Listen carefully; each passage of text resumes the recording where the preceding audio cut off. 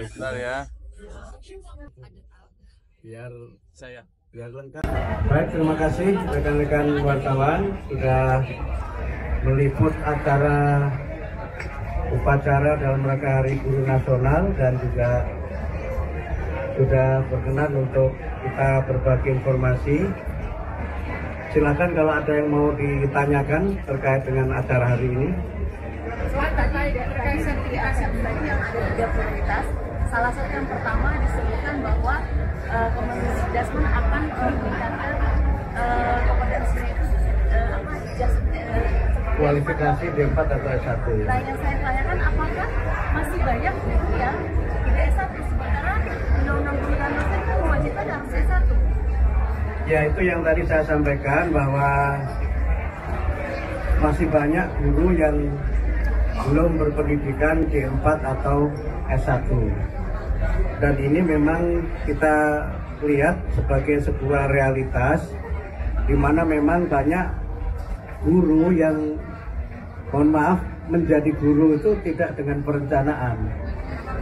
Banyak guru yang pada awalnya mungkin mengajar karena mengisi waktu atau karena alasan-alasan lain mereka menjadi guru, sehingga kualifikasi khususnya kualifikasi D4 atau S1-nya belum terpenuhi.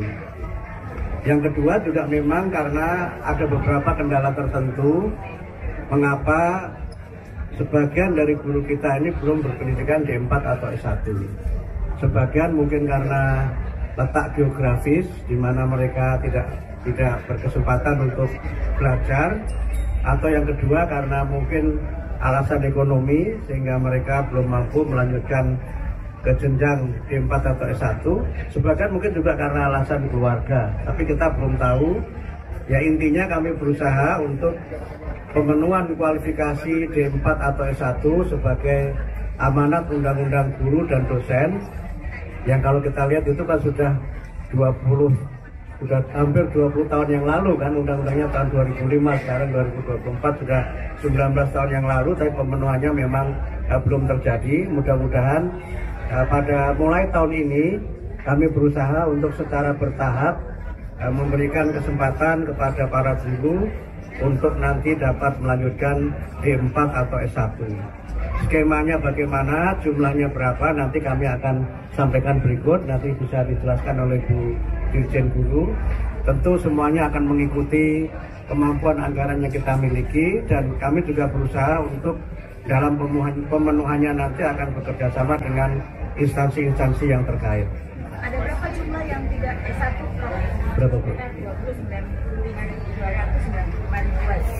Ada sekitar 295.000 guru yang belum D4 atau S1. Jenjang apa aja? Yang paling besar Oke ya, baik. Silakan, ada lagi yang lain? Pak, jumlahnya terkait dengan penghapusan zonasi, Pak. Bagaimana prosesnya sampai saat ini? Oh, zonasi sekarang masih dalam proses pengkajian, dan kami sudah 3 kali melakukan pengkajian mengenai zonasi. Pertama, kami mengundang para kepala dinas pendidikan seluruh Indonesia. Kemudian yang kedua, kami mengundang para pakar untuk melakukan pengkajian. Dan yang ketiga juga kami meminta masukan dari organisasi-organisasi masyarakat yang menyelenggarakan pendidikan maupun organisasi profesi. Sekarang masih dalam proses pengkajian.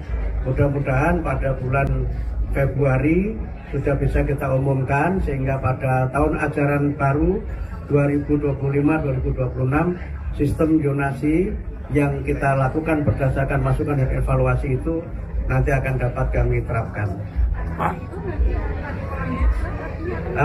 kita belum ada keputusan apakah kita akan melanjutkan seperti skema sekarang, atau misalnya menghapuskan sama sekali, atau melanjutkan dengan beberapa penyempurnaan. Itu semua nanti berdasarkan hasil kajian yang sekarang sedang kami selenggarakan.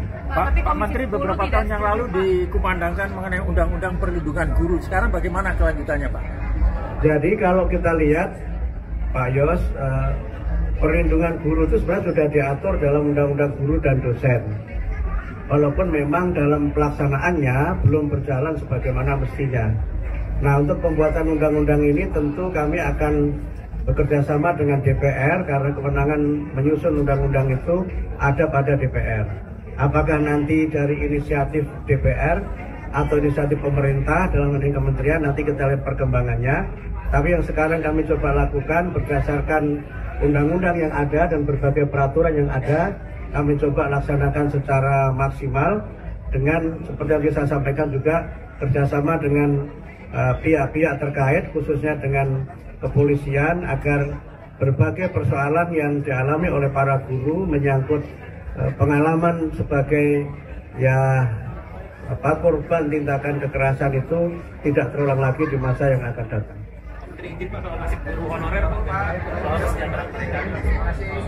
Guru honorer itu kan kita sebutnya sebagai guru non ASN ya, yang kalau dalam skema kita tahun ini, yang insya Allah nanti akan ada 600 sekian ribu guru yang akan mendapatkan peningkatan kesejahteraan melalui sertifikasi. Kami ingin jelaskan lagi ya, karena yang muncul di berita adalah kami akan menaikkan gaji. Mohon maaf, kementerian tidak punya kewenangan menaikkan gaji guru, kewenangannya ada pada kementerian lain. Yang kami lakukan adalah meningkatkan kesejahteraan guru melalui sertifikasi. Dan sertifikasi itu bisa kita berikan kalau guru-guru lulus PPG. Nah, dengan sertifikasi itu, insya Allah kesejahteraan mereka akan meningkat, baik guru-guru yang ASN maupun guru-guru yang non ASN. Jadi clear ya, begitu ya. Jadi meningkatkannya melalui sertifikasi, bukan menaikkan gaji karena gaji itu bukan wewenang dari kementerian. Tapi kan kuotanya terbatas, Bro. Ya bertahap. Tentu saja semua kan kita akan bertahap, karena kan tentu saja Kabinet Merah Putih ini kan nggak hanya Kementerian Pendidikan Dasar dan Menengah ya, semua tentu ingin untuk bisa meningkatkan kesejahteraan, sehingga karena itu kami lakukan secara bertahap. Mudah-mudahan dalam masa kepemimpinan Pak Presiden Prabowo ini semua guru itu sudah bisa bersertifikasi, mudah-mudahan. Satu lagi yang soal kontrak kerja itu P3K. Bu Dirjen sempat mengajukan ke Kementerian Pan-RB untuk memperpanjang, jadi tidak hanya sebatas 5 tahun. Itu bagaimana prosesnya? Bahwa silakan begitu. Ya, sampai saat ini tetap kontrak. Ya, apakah akan sampai batas usia pensiun atau tidak? Tapi yang pasti perpanjangan kontrak itu terus dilakukan jika guru yang bersangkutan memenuhi kompetensi. Kalau dia sudah ASN kan dia harus dinilai kompetensinya. Kalau minimal baik dia bisa diperpanjang terus sampai batas usia pensiun. Tapi ada syaratnya, ya itu penjalan kinerjanya harus baik.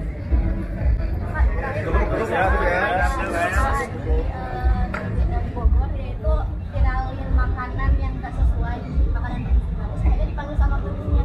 Tanggapan Bapak gimana? Apakah itu sesuai sama? Soal makanan bergizi di sekolah itu kewenangannya bukan pada kami. Itu kewenangannya ada pada Badan Gizi Nasional. Jadi kalau ada persoalan itu mungkin lebih tepat disampaikan kepada Badan Gizi Nasional.